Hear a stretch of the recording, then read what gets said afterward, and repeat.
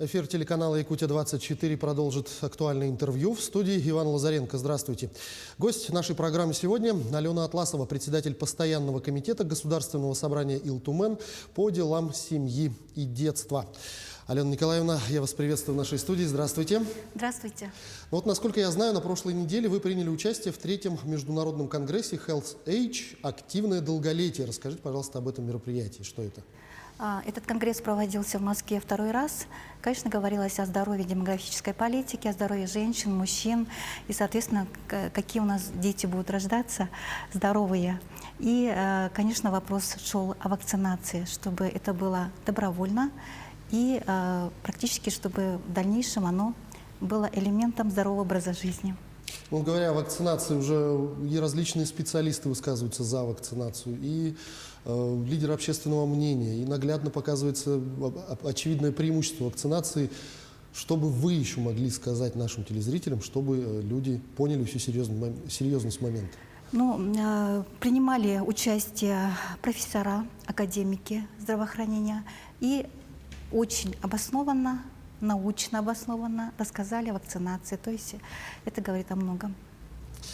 Давайте затронем такой вопрос, который обсуждается бурно до сих пор и уже продолжительное время. Это поправки, принятые в Конституцию нашей республики. Буквально недавно это событие произошло.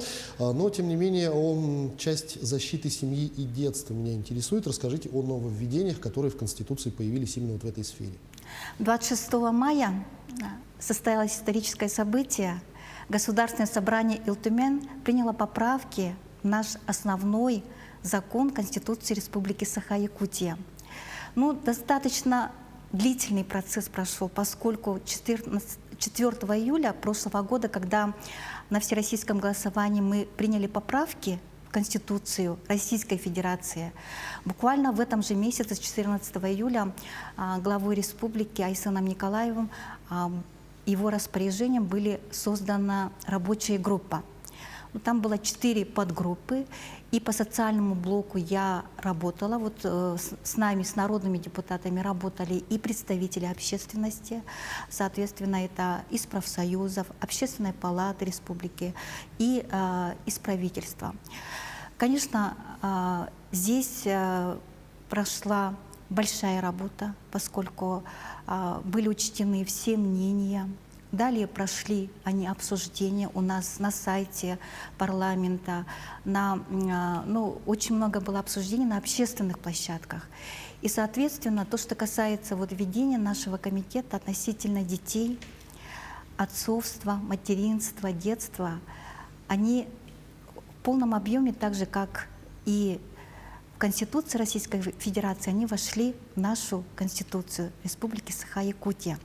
И, соответственно, здесь идут обязательства со стороны государства, что государство берет обязательства не только относительно семьи, да, обеспечивая его традиционность, его поддерживая полную семью, она также берет ответственность за детей, оставшихся без попечения родителей, то есть берет ответственность как ответственность родителя.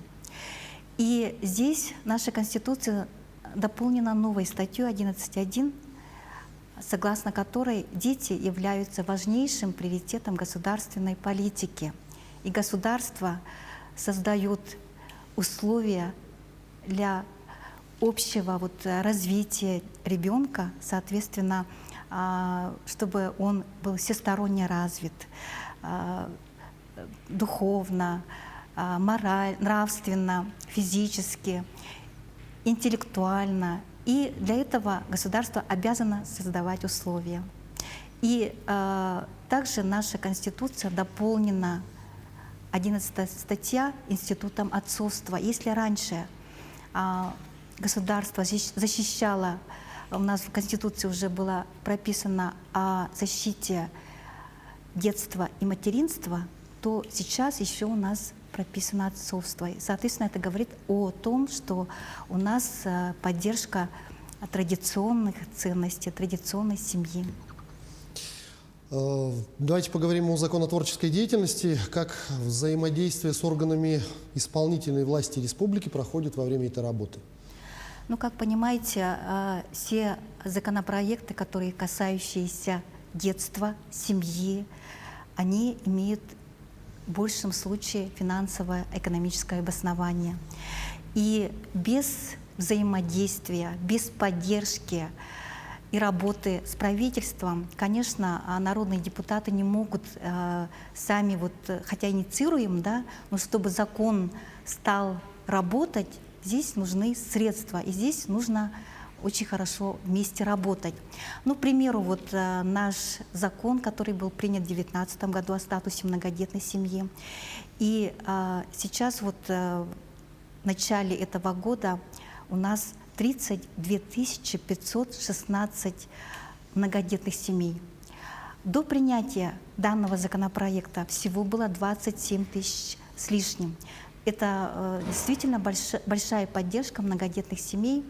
И здесь я скажу, что наша республика идет практически в ногу со временем, потому что до сих пор нет общего закона для всей России, то есть нет статуса многодетной семьи, которая была бы единой по всей России. Сейчас у нас работа идет по другим законопроектам.